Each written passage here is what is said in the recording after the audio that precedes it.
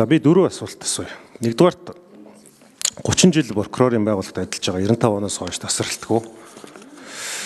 Бие даасан энэ мөрдөн шалгах албаны асуудлаар ер нь яригадаад байдаг. Энэ дэр таны байр суурь нь ямар байдаг вэ?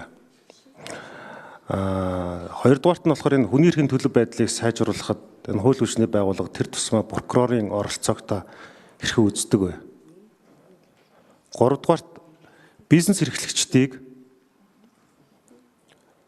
тодорхой хэмжээнд одоо эрх ашгийг нь хаадаг, боомлдог, дарамтлагдаг бизнес эрхлэгчдэд төрийн дарамт үзүүлдэг нэг том буулган энэ хууль хүчний байгууллага гэсэн шүүмжил иргэдэнд маш их байдаг. Тэр тусмаа улс төрийн сонгуулийн үеэр ямар нэгэн одоо зохион байгуулалттай гэмт хэрэг гаргаж, Баярмаа гишүүн та төр байж байгаа ч гаргаж улмаар улс төрд тодорхой одоо ялт байгуулах зорилгоор явцсан ашиг сонирхлын хүрээнд хин нэгэн үнийг буруутгаад эсвэл одоо хэсэг бүлэг үнийг буруутгаад янз бүрийн хэвлэл мэдээллийн PR хийгээд түүнийг цагдаагийн байгууллага болон прокуророор мэдээлэл хийлгүүлдэг. Сонгуул дуусаад алга болчдөг. Энэ дээр ер нь та ер нь ямар байр суурьтай байдаг вэ? Энэ дээр бол харамсдаг байхгүй. Би прокуроруудын гэр бүл төссөн, прокурорын зовлон хамгийн сайн мэддэг хүн. Гэхдээ энэ прокуроруудыг заримдаа нохоод барьдаг мод шиг байгаад нь бол харамсдаг. Гэхдээ зарим үед бас зарим прокурорууд бол энэ дээр бас зоригтой тэмцэж улс төрчдийн эсрэг зарчим хэлж чаддаг байсан үед байдаг. За дөрөвдүгээр асуулт. Та өөрийн хүсэл зоригоор одоо энэ сунгагдах ажлаа үргэлжлүүлээ хийхдээ өөрийн хүсэл зоригоор энэ шийдвэрийг гаргаж байгаа юу? Эсвэл бол одоо дэжитал прокурорч гэдэг юм уу? Ер нь таныг үргэлжлүүлж ажиллая гэдэг саналыг хүлээж авч байгаа юу? Энэ ялгаатай асуудал учраас. За прокурорын хамгийн газрын дарга хажуудан сууж байгаа хамгийн газрын дарга гэсэн тийм. Би энэ зүгээр ерөнхийлөгч. За хилцээний дарга нь байна уу? За прокурорын зүгээр нэр дэвшигчд хандаад биш. Нэр дэвшигчд хандаад биш би нэг юм хэлчихье. Энэ 12 сарын 15-нд дээр биднэрт ирүүлсэн бичиг ингээд Кирилл болон үндэсний бичиг хоёроор ирж байна. Тэгээ 1 сарын 1-ээс бид нар үндэсний бичгээ хэрэглээд одоо 1 жил болох гэж байна л доо. Албан ёсны. Ерөнхий прокурорын гар үсгтээ Монгол бичгээр ирүүлж байгаа бичгэн дээр үг үсгийн 51 алдаа байна. Аймгийн нэр, албан тушаалын нэр айгүй олон зүйлийг буруу бичсэн байгаа. Тэр ингэж бас гурилдаж болмооргүй байна. Тийм учраас энэ Монгол бичгээр албан хэрэг хөтлөхдөө энэ прокурорын байгууллага гэхэд 120-30 үгтэй албан бичгийн 40% нь алдаатай байна гэдэг чинь айгүй онцгой шүү дээ. Тэгэхээр энэ дээрээ засвар хийгээрэй гэж прокурорын байгууллагын энэ хүний нөөцөнд анхаардаг юм яа тий. Энэ яг ингээд зүгээр өнгөрөч болно л доо. Гэхдээ энэ ч төр тулсын бас нэг том бахархлыг бид нар бас Эрдэнэт гишүүний асуултанд хариулъя.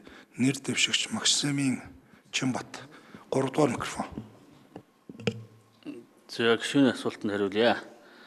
За мөрдөн шалгах ажиллагаа явуулах бие даасан байгууллага алба байх ёстой юу гэдэг.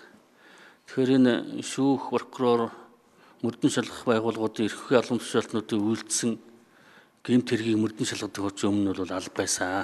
2014 онд татан богдсон баг. 12 жил ажиллаад. За тэрнээс хойш одоо өнөөдрийн нөхцөл байдалд бол бид тухайн одоо субъектээс үйлдсэн гэмт хэргийг бол мөрдөн шалгах байгууллагууд нь одоо сөлжүүлэх маягаар харьяал тогтоож ингэж өгч шалгуулж байгаа. Олон улсын байгууллага зохицож байгаа зөвлөмж бол одоо үндэсний юм тусгай юм тогтолцоотой байгууллага байх ёстой л гэдэг юм зөвлөмж өгдөг.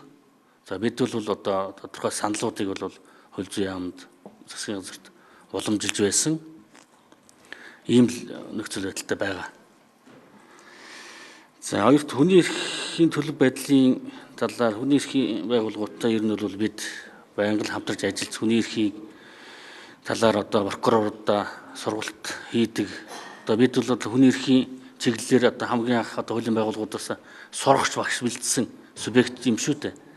Тэгэхээр хүний эрхийн одоо байгууллага гишүүдтэйгээ бид хамтарч ер нь хүний эрхийг хамгаалах талаар нь одоо ямар одоо оновчтой арга барилаар ажиллах уу, ажлын арга барил сэтгэх хандлага дээр ямар өөрчлөлт гаргах уу гэдэг дээр одоо бид бол хүнээ бэлдээд байгаа. Тэгсэн хэрнээ одоо бидний одоо олон нийтээс тавьж байгаа шаардлагад бас 100% хүрэхгүй юм асуудлууд байгаа гэж хариулъя.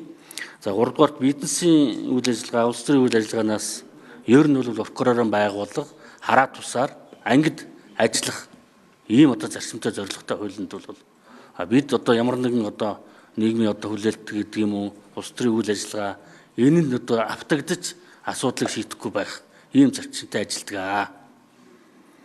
За дөрөвдүгээрт энэ улсын ерөнхий прокурорын орлогчоор томилогдох энэ асуудал энэ манай прокурорын тухай хууль, ерөнхийлөгчийн тухай хууль намынхаа дагуу явагдаж байгаа. За ер нь бол ерөнхий прокурор санал болгож ерөнхийлөгчд уламжилдаг. За надад бол санал болгосон учраас би одоо энэ ажлыг энэ саналыг нь бол хүлээж авч ингэж орж ирж байна. За би энэ хүний эрхийн дэд хорооны даргын хуваар бас нэлээд олон шүүх хурлуудад ажиглагчаар ирэн суусан өнгөрсөн жилийн хугацаанд. За тэгээд ер нь бол харж байхад шүү.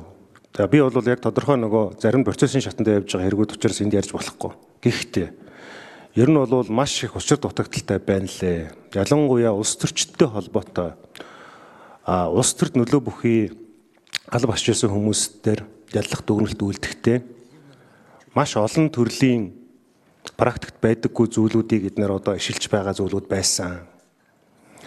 Тэгэхээр дахин хилээд байгаа шалтгаан нь бол Transparency International-с өгж байгаа Монголын авилгын индексийг бууруулах 3 зөвлөмжийн нэг нь энэ улс төрч ба энэ одоо хууль тогтоох хуулийг хэрэгжүүлэх байгууллагын энэ харилцаа хамаарлыг л багасгах гэдэг. Тэгэхээр та цааш